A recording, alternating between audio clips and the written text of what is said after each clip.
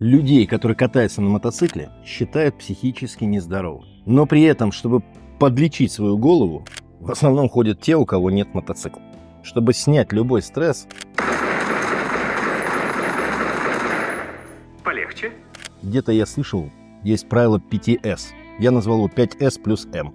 Сон, секс, а нет спорт, еще секс, а нет солнце и смех. Ну и мотоцикл. У кабинета психолога припаркован только один мотоцикл. Это мотоцикл самого психолога.